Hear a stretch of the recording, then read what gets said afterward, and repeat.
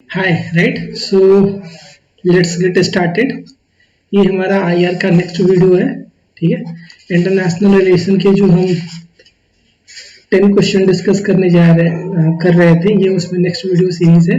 जो भी practice question आपको दिए जा रहे हैं, प्लीज आप उसको जो भी डिस्क्रिप्शन में ईमेल आईडी है, आप वहाँ पे अपने आंसर्स को लिख के शेयर कर दो। ठीक है, तो माय नेम इज आशीर्वाद कुमार। ये हमारा 120 प्लस मेंस का जो क्वेश्चन क्वेश्चन सीरीज है, उसमें हम इंटरनेशनल रिलेशन के वीडियोस के साथ इस सीरीज को कंटिन्यू करेंगे। ठीक है, सो ये हमारा है क्वेश्चन नंबर 8। क्वेश्चन नंबर 8 कह रहा है कि sir India should develop a comprehensive vision on Indo Pacific and quad can be a centre of it critically examine. बेटा मैंने कई बार बोला है, मेंस के एग्जाम जो दे रहे हैं या जो देंगे उनको comment, examine, illustrate, critically examine जैसे जो कीवर्ड्स हैं उसको प्लीज आप लोग अच्छे से समझ लेना। राइट, तो ये क्वेश्चन एक बार समझने की कोशिश करते हैं। इस क्वेश्चन में आपसे एग्जामिनर ये जानना चाह रहा है कि सर इंडिया को एक ऐसी कॉम्प्रिहेंसिव विजन को डेवलप करना चाहिए जिससे इंडो पैसिफिक में वो अपने प्रेजेंस को और स्ट्रॉन्ग कर सके। ठीक है, वो रीजनल पावर से जो आप ग्लोबल पावर बनने का जो आप ड्रीम देख रहे हैं वो इनकम्प्लीट है अगर इंडिया इंडो पैसिफिक में एक मेजर प्लेयर के तौर पर नहीं उभरता है तो। ठीक है, और आगे एग्जामिनर आपसे ये कह रहा है कि क्वाड जो होगा वो उसके सेंटर में हो सकता है। इस पे आप कीजिए क्रिटिकल एग्जामिन। तो मिला जुला के क्वेश्चन सर क्वाड पे है और ये पूछ रहा है कि इंडो पैसिफिक में किस हद तक इंडिया के विजन को वो सप्लीमेंट या कॉम्प्लीमेंट कर सकता है। तो चलते हैं, सबसे पहले we will start with intro, फिर बॉडी, फिर कंक्लूजन। अगर इंट्रो देखोगे ना तो इंट्रो में बहुत सिंपल सा है कि sir quad is an informal association of India, US, Australia and Japan.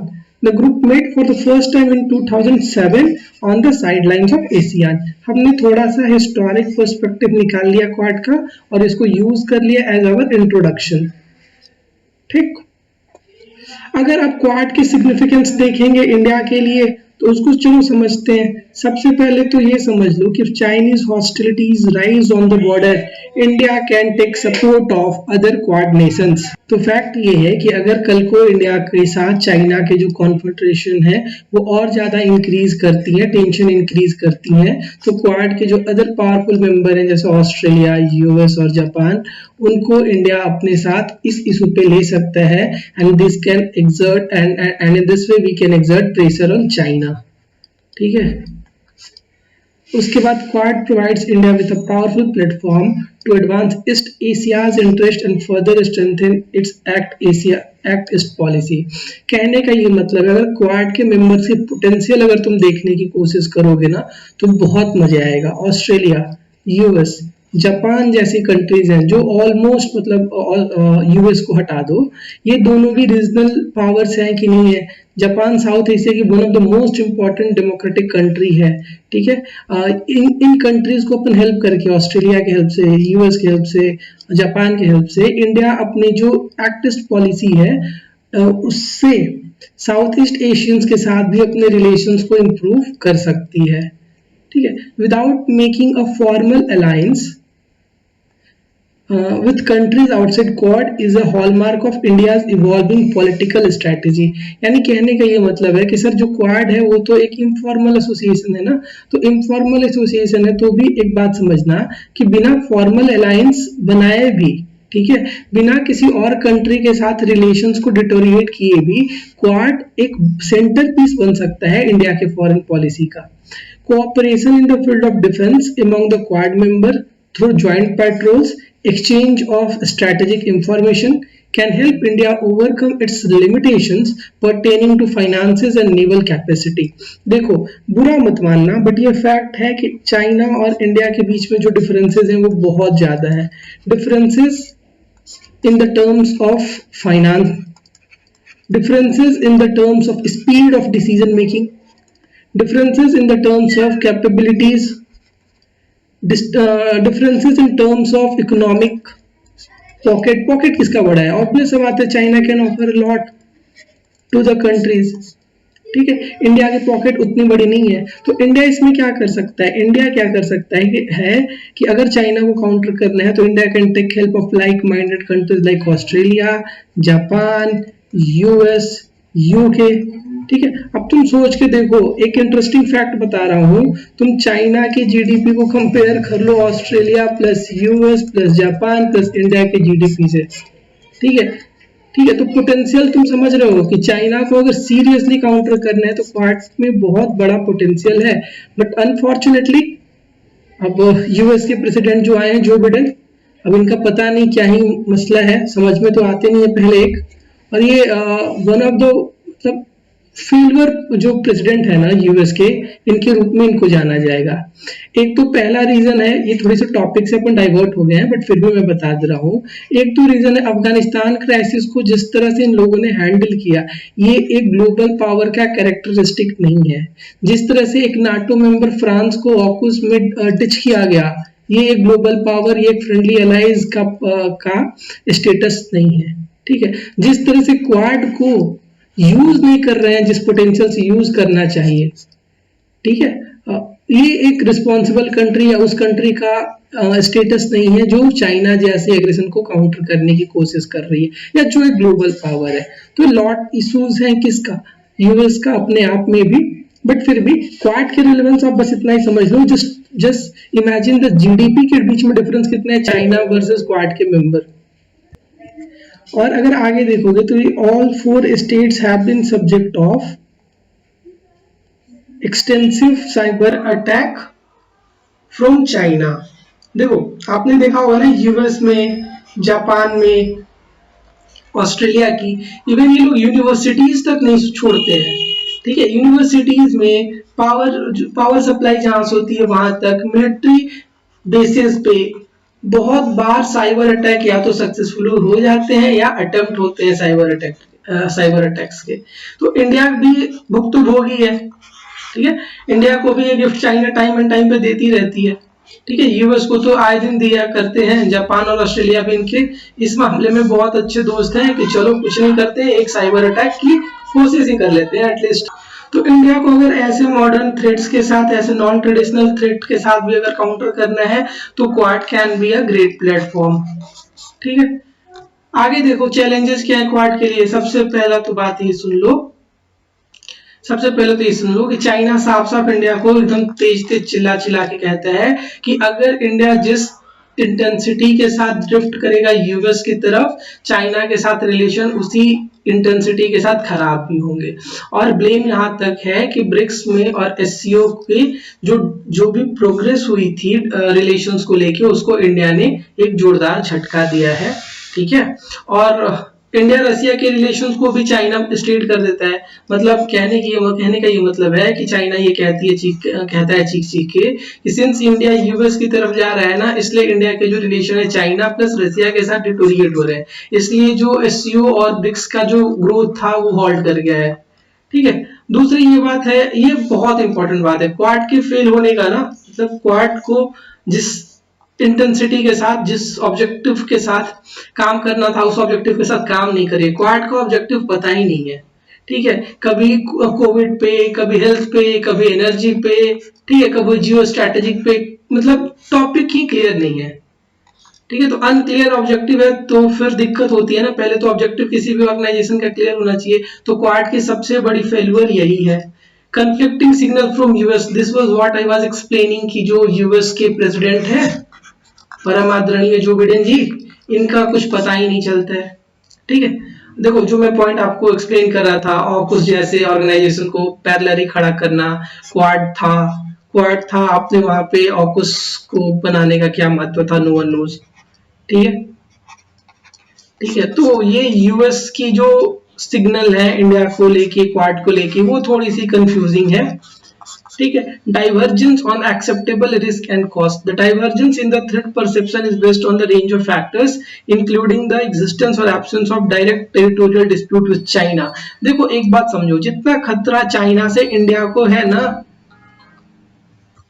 देखो तो हम लोग डिस्कस ये कर रहे थे कि जितना बड़ा थ्रेट चाइना को मतलब इंडिया को चाइना से है टेरिटोरियल डिस्प्यूट को लेके, वैसा उस नेचर का थ्रेट ना तो यूएस के साथ है, ना जापान के साथ है, ना ऑस्ट्रेलिया के साथ है। तो थ्रेट के एक्सेप्टेंस को लेके भी डाइवर्जेंस है तीनों चारों कंट्रीज में।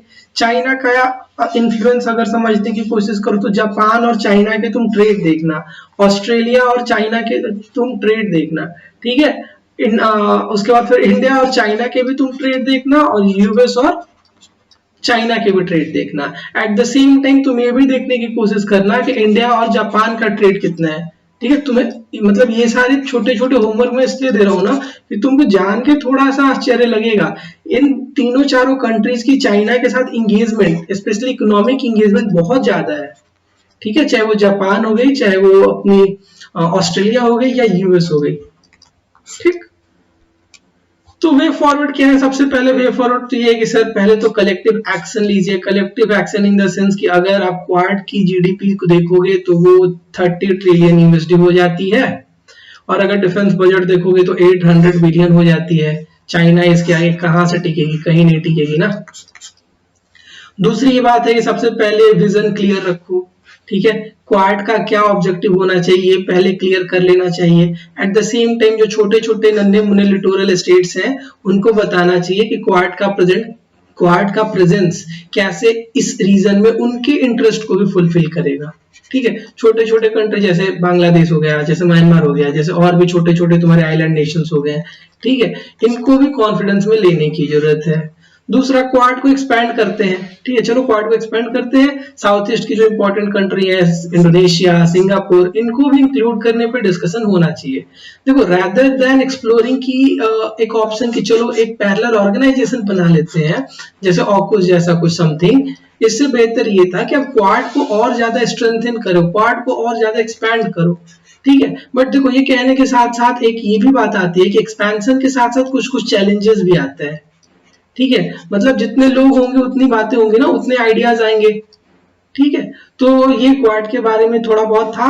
फिर ये है, ये वाला पॉइंट तो अपन अक्सर डिस्कस करते रहते हैं कि इंडिया को एक मैरीटाइम डॉक्ट्रिन को लाना चाहिए और एक्सप्लेन करना चाहिए कि 10 साल बाद 20 साल बाद इंडिया का क्या विजन है, ठीक है। और ये एकदम क्लियर होना चाहिए, एकदम ऑब्जेक्टिव होना चाहिए। ऐसा नहीं होना चाहिए ना कि ओपन, फ्री, इंक्लूसिव जैसे वेग वर्ड को यूज करने का कोई फायदा है नहीं, ठीक है। कंक्लूजन ये था, क्वेश्चन याद करो क्या था कि इंडो पैसिफिक में हमने बहुत सारी चीजें इस क्वेश्चन में डिस्कस की ना। इंडो पैसिफिक में इंडिया अपने एंगेजमेंट को कैसे बढ़ा सकता है और क्वाड उसका सेंटर कैसे हो सकता है, तो हमने डिस्कस किया कि ठीक है सर, बाकी सारी बातें तो ठीक है, but quad is just one of the platform which is for open, free and inclusive Indo-Pacific, but India must utilize all her options to increase her presence in Indo-Pacific। चाहे वो बाकी कंट्री के साथ इंगेजमेंट हो, चाहे वो बाकी country के साथ डिप्लोमेटिक प्लस मिलिट्री लेवल पे अपने इंगेजमेंट को बढ़ाने की बात हो, या फिर इंडिया की खुद की कैपेसिटी बढ़ाने की बात हो, ठीक है। तो आई होप कि आपको ये क्वाड वाला क्वेश्चन क्लियर हो गया होगा, राइट। तो मूव करते हैं अपने नेक्स्ट क्वेश्चन की तरफ। नेक्स्ट क्वेश्चन जो है ये भी मोटा मोटी आपके चाइना के अराउंड ही रिवॉल्व कर रहा है। ये इस क्वेश्चन में है कि discuss India's response to string of pearl strategy. String of pearl strategy आप सबको पता है कि ये क्या है, ठीक है, क्लियर। तो हमें बस इंडिया के रिस्पॉन्स को डिस्कस करना है, ठीक है। तो सबसे पहले we will start with intro कि सर चाइना की ग्रोइंग इकोनॉमिक और मिलिट्री जो कैपेसिटी है साउथ एशियन कंट्री में और इंडियन ओशियन रीजन में वो बहुत ज्यादा बड़ी है, ठीक है। पास्ट फ्यू ईयर्स से अगर आप देखने की कोशिश करो तो चाइना अपने फुटप्रिंट को इंडियन ओशियन में इंक्रीज कर रहा है bye it's string of pearl strategy, ठीक। अब इंडिया के रिस्पॉन्स को देखते हैं। देखो, स्ट्रिंग ऑफ पर्ल स्ट्रेटेजी की तरह कि स्ट्रिंग ऑफ पर्ल्स स्ट्रेटेजी के तहत जो चाइना है वो अपनी फुटप्रिंट को एक्सपैंड कर रहा है। कैसे? बहुत सारे strategically located port cities develop करके, जैसे बांग्लादेश में चिटगोंग, कराची और ग्वादार पोर्ट पाकिस्तान में, कोलंबो और हम्बनटोटा कहाँ पे? श्रीलंका में, ठीक है। इसको काउंटर करने के लिए, उस स्ट्रैटेजी को काउंटर करने के लिए इंडिया ने जो स्ट्रैटेजी डेवलप की है वो नेकलेस ऑफ डायमंड है। इसको याद रख लेना, ठीक है। नेकलेस ऑफ डायमंड स्ट्रैटेजी है। This strategy aims at garlanding China और in simple word counter the Chinese strategy of string of pearl, ठीक है। India is expanding its naval basis and is also improving relations with these countries. देखो हो क्या रहा है कि ये इंडिया हो गया, ठीक है, यहाँ पे पाकिस्तान, ठीक है, ये आपका बांग्लादेश, ये आपका श्रीलंका। तो हर रीजन में ना, जैसे अगर आप यहाँ पे देखोगे तो यहाँ पे पाकिस्तान में कराची और ग्वादर पोर्ट, और फिर कोलंबो में देखो, मतलब आई मीन श्रीलंका में देखोगे तो कोलंबो और हम्बनटोटा, अगर आप बांग्लादेश में देखोगे तो चिटगोंग पोर्ट। ये सारे पोर्ट जो है ना, इसको डेवलप करके चाइना अपनी प्रेजेंस इस रीजन में बढ़ा रहा है and this will ultimately India को एक घेरने की कोशिश, इंडिया को इनसर्कल करने की कोशिश हो रही है, ठीक है। इंडिया इसको कैसे काउंटर करता है? इंडिया इसको काउंटर करता है, अच्छा चलो पाकिस्तान में है ना, यहाँ पे एक ईरान में डेवलप कर लेते हैं, यहाँ पे हम्बनटोटा पोर्ट है ना, चलो अपन यहाँ पे एक एयरपोर्ट ले लेते हैं, बांग्लादेश में भी चलो कुछ कर लेते हैं, अंडमान एंड निकोबार यहाँ पे तो खैर है ही अपना, ठीक है। और at the same time Indian Ocean region के जो इंपॉर्टेंट कंट्रीज हैं, ठीक है, उनके साथ इंडिया अपने रिलेशंस को भी बेहतर करने की कोशिश कर रहा है। ये जो स्ट्रेटेजिक बेसिस हैं जो इंडिया ने डेवलप की है, वो देखो, चांगी नेवल बेस है सिंगापुर में, सबांग पोर्ट है इंडोनेशिया में, दक्कम पोर्ट है ओमान में, एजम्पसन आइलैंड सेशल्स वाला, ठीक है। देखो ये तो हो गया स्ट्रेटेजिक जो भी स्ट्रेटेजिक लेवल पे इंडिया किस हद तक अपने आप को इंगेज कर रहा है। और अगर आप डायमेंशन को एक्सप्लोर करोगे तो इंडिया जापान, यूएस और ऑस्ट्रेलिया के साथ क्वाड जैसे इनिशिएटिव को स्टार्ट किया है, जिसका ultimate aim, non stated aim, I repeat non stated aim तो यही है ना कि चलो काउंटर करते हैं किसको, चाइना को। अगर आप क्वाड के अलावा इकोनॉमिक लेवल पे देखोगे तो गलवान क्लास के बाद इंडिया ने ऑलमोस्ट 100+ चाइनीज एप्स को बैन किया था, एफडीआई के रूल को चेंज किया था, ठीक है। इंडिया अपने डोमेस्टिक नॉर्म्स को भी इम्प्रूव कर रहा है ताकि चाइना की जो इंफीरियर प्रोडक्ट्स हैं उसको इंडियन मार्केट में फ्लड करने से रोका जाए। स्पेशली ये टॉय इंडस्ट्री में बहुत इंपॉर्टेंट है। मैं तुमसे कहूंगा अगर कभी मौका मिलता है तो प्लीज आके चाइना की टॉय इंडस्ट्री को पढ़ना, राइट। मिनिस्ट्री ऑफ रोड और ट्रांसपोर्ट ने ये डिसाइड किया है कि हम चाइनीज कंपनी को अलाउ नहीं करेंगे रोड के प्रोजेक्ट में। एंड ध्यान से समझना, इंडिया ने यूएस के साथ जो 4 फाउंडेशनल अग्रीमेंट थे उसको फाइनल कर लिया है, चाहे वो GOSMIA हो या LSA हो यानी लॉजिस्टिक सपोर्ट अग्रीमेंट हो, या सिस्मोआ हो या बेका हो, ठीक है। तो ये चारों अग्रीमेंट इंडिया को और बेहतर रिलेशंस को डेवलप करने में हेल्प करेंगे यूएस के साथ, ठीक है। और इंडिया यूएस की एंगेजमेंट अगर जिस लेवल पे है या जिस लेवल पे इंक्रीज होती है तो चाइना पे pressure will ultimately increase. India Japan के साथ और ऑस्ट्रेलिया के साथ ये सप्लाई चेन रिजिलियंस इनिशिएटिव को लॉन्च किया है ताकि जो चाइना के ऊपर डिपेंडेंस है उसको कम की जाए।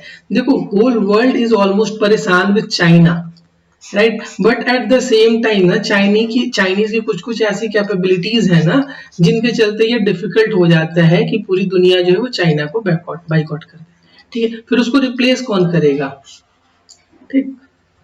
तो चलो सबसे पहले तो ये समझ लो कि प्रॉब्लम्स क्या है चाइना के साथ साथ, मतलब आप चाइना के साथ डील करने में क्या प्रॉब्लम है। सबसे पहले तो कॉम्प्लेक्स इंटरडिपेंडेंस है। कॉम्प्लेक्स इंटरडिपेंडेंस का ये मतलब है जो मैं आपको समझा रहा था कि चाइना कुछ ऐसे प्रोडक्ट्स को सप्लाई करता है, मैन्युफैक्चरिंग हब है ना वर्ल्ड का, तो ये इतना इजीली नहीं होगा कि आप चाइना को काउंटर कर दो या चाइना को बाइकआउट कर दो। अगर आप फॉरेन सेक्रेटरी विजय गोखले साहब की स्टेटमेंट देखो तो ये बहुत प्यारी स्टेटमेंट है जो सब कुछ समराइज करती है। एक बार पढ़ते हैं फिर इसको एक्सप्लेन कर दूंगा।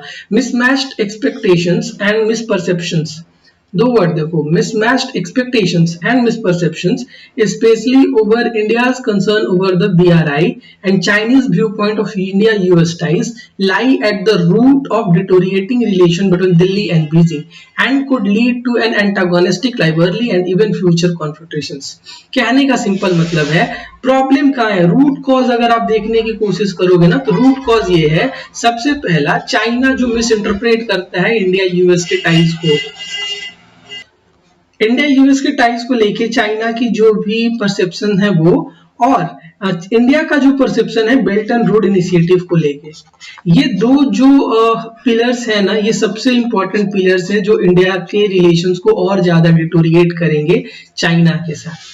ठीक है, ये हो गई। एक और नैरेटिव ये आता है कि सर आप कुछ भी कर लो, राइट, आप कुछ भी कर लो, because of their geography, because of large population, because of being old civilisation, because of culture, because of their artificial borders, India और China will continue to enjoy clashes. ठीक है, एक थियरी है आपकी आईआर में सब पढ़ते होंगे, clash of civilisation, clash of civilisation, कभी मौका मिले तो इसको भी पढ़ के देखना। ठीक है, इंडिया और चाइना दोनों एस्पायरिंग पावर है। चाइना ऑलमोस्ट रिप्लेस करने की कोशिश कर रहा है यूएस की हेजेमनी को, एटलीस्ट इंडो पैसिफिक में, या फिर चैलेंज तो जरूर कर रहा है। इंडिया भी अपने आप को ग्लोबल पावर के रूप में प्रोजेक्ट कर रहा है। तो in such a situation it's very very important कि इंडिया और चाइना एक दूसरे के सामने आएंगे। वे फॉरवर्ड क्या है सर? वे फॉरवर्ड में अपन कुछ प्रैक्टिकल बातें समझते हैं कि जो स्ट्रैटेजिक कम्युनिटीज है दोनों कंट्री की, वो ये मानती है कि इंडिया और चाइना के जो डिफरेंसेस हैं वो डिस्प्यूट में टर्न नहीं होने चाहिए, नहीं तो Galwan was a major incident. ठीक है, दोनों कंट्री ने अपनी समझदारी का परिचय दिया, इसमें कोई डाउट नहीं था। ठीक है, तो अपन ये तो कंक्लूड कर सकते हैं ना कि इंडिया के भी जो पॉलिटिकल हेड के, मतलब जो टॉप पॉलिटिकल लेवल जो डिसीजन मेकिंग है इंडिया और चाइना में, दोनों ये मानती है कि डिफरेंसेस तक तो ठीक है, बट अगर लार्ज स्केल या फुल फ्लेज डिस्प्यूट तक आप नहीं जा सकते हैं। ठीक है, India must compete with China in being the best partner in the neighbors and increase its influence by offering the best opportunity। कहने का ये मतलब है कि इंडिया को क्या चाहिए? इंडिया एक प्रॉब्लम तो रहती है ना कि सर पूरी की पूरी साउथ एशिया में चाइना अपनी प्रेजेंस को बढ़ा रहा है, चाहे वो नेपाल हो, ठीक है, चाहे वो नेपाल हो या फिर अपनी भूटान, बांग्लादेश, श्रीलंका, तो उसको इंडिया को काउंटर करने के लिए क्या चाहिए? इंडिया अपनी कैपेसिटीज बढ़ाए इन कंट्रीज के बीच में। इंडिया जो ऑफर कर सकता है उसको और बेहतर तरह से प्रेजेंट करे। ठीक है, कहना ये चाह रहा है ये स्टेटमेंट कि सर इंडिया को देखो, इंडिया को प्रोएक्टिव होने की जरूरत है rather than being रिएक्टिव। ठीक है, और सबसे इंपॉर्टेंट बात, इंडिया और चाइना जब भी टेबल पे बैठते हैं ना, तो चाइना के जो भी वर्बल एश्योरेंस है उसको नहीं इंडिया को फाइनल मानना चाहिए। बहुत बार ऐसा हुआ है कि चाइना जो कहा बस उससे मिनटों के अंदर वो पलटती है। गलवान के टाइम में भी जो पीस नेगोशिएशन चल रहे थे उसमें ये देखा गया था कि कई बार इंडिया और चाइना ये डिसाइड करते थे कि चलो आज से अपन पीछे लौटना शुरू करेंगे, बट चाइना ने कभी उसको ग्राउंड पे इम्प्लीमेंट नहीं किया। इंडिया की जो डोमेस्टिक पॉलिटिक्स है, ठीक है, उसको भी ये समझना होगा। इंडिया की जो भी पॉलिटिकल सेटअप है, इंडिया की जो भी मीडिया की सेटअप है, उसको ये समझना होगा कि चाइना कैसे इंटरनली वर्क करता है। चाइना की जो कम्युनिस्ट पार्टी है ना, उसकी फंक्शनिंग कैसे होती है, ये इंडियन पॉलिटिकल सेटअप को समझना होगा और बहुत डिटेल में समझना होगा। ठीक है, तो आई थिंक ये अपना क्वेश्चन जो था चाइना के बारे में बहुत सारी चीजों को क्लियर करता है। हमने स्ट्रिंग ऑफ पर्ल थियरी समझा, फिर नेकलेस ऑफ डायमंड को समझा, फिर जो नेवल बेसिस डिफरेंट थे उसको अपन ने समझा। आप इसके चाहो तो डायग्राम भी बना सकते हो if you are a good artist, मतलब आर्टिस्ट इन द सेंस कि अगर आपको मैप वैप ठीक ठाक आता है तो आप मैप बना के उसको रिप्रेजेंट करना, आधा नंबर तो ज्यादा मिलेगा ही वैसे। उसके बाद देखो, उसके बाद वही अपना पुराना प्रैक्टिस क्वेश्चन। ठीक है, प्रैक्टिस क्वेश्चन समझ। तो सबसे पहला जो प्रैक्टिस क्वेश्चन है वो ये कह रहा है, only reformed multilateralism with reformed UN at its centre, कैम नहीं कैन होगा ये। ठीक है, can meet, sorry for the typing mistake, can meet the need of changing geopolitics in the light of above statement, examining the need for reform in US। इतना दिमाग नहीं लगाना है, क्वेश्चन आपसे ये पूछ रहा है इंडिया की यूनाइटेड नेशन में रिफॉर्म्स की क्या जरूरत है। ठीक है, ये जो स्टेटमेंट है ये इंस्पायर्ड है पीएम मोदी की स्पीच से, उन्होंने कुछ ऐसा बोला था। ठीक है, तो उसी स्टेटमेंट को मॉडिफाई करके हम लोगों ने आपके सामने क्वेश्चन बनाया है, और ये क्वेश्चन एक इंपॉर्टेंट क्वेश्चन है, पूछा जा सकता है। यूएनएससी का रिफॉर्म भी देख लेना। ठीक है, समझ में आया? वीटो पावर को लेके जो इश्यूज है वो भी देख लेना। इंडिया को परमानेंट मेंबर क्यों बनना चाहिए यूएनएससी में, ये भी देख लेना। ये क्वेश्चन टिपिकल यूपीएससी स्टाइल का क्वेश्चन है कि सर जो इंडिया यूएस रिलेशनशिप है they are full of potentials yet they are not free from complexities. Comment करना है, ओपन एंडेड क्वेश्चन है, मैं बस इतना समझा दूं आपको, ये प्रूव करके आना है कि सर इंडिया यूएस के जो रिलेशन है उसमें ये पोटेंशियल है, ये कंफ्लिक्टिंग ये आइडियाज हैं। ठीक है, तो जो टॉप 10 समेशंस होंगे डिस्क्रिप्शन में दिए हुए ईमेल आईडी पे, उनको हम लोग इवेलुएट करके भेजेंगे। ठीक है, आपको वापस। क्लियर? तो थैंक्स फॉर लिसनिंग। ये हमारा कौन सा क्वेश्चन था? ये हमारा क्वेश्चन नंबर 9 था, राइट? जो लास्ट वीडियो होगा इंटरनेशनल रिलेशन का, that will be on Afghanistan के क्राइसिस को लेके। ठीक है, अफगानिस्तान के क्राइसिस को समराइज करने का, एनालाइज करने का और आपको रिवाइज करने का एक मौका मिलेगा आईआर की लास्ट वीडियो के साथ। ठीक है, तो ठीक है फिर, तो आज के लिए इतना ही। ठीक है, बाकी अगर आपको कोई भी डाउट हो तो आप कमेंट में पूछना, we will try to address that. ठीक है, and most important thing, if you find these videos are helpful तो please share, subscribe and like this video. अपने फ्रेंड्स के साथ, अपने जूनियर्स के साथ, अपने छोटे भाई बहन के साथ इनको शेयर करो, और आपके जो भी डाउट है प्रिपरेशंस को प्लीज उसको कॉमेंट सेक्शन में आप इंटर करो। ठीक है, so thanks for listening, thank you all.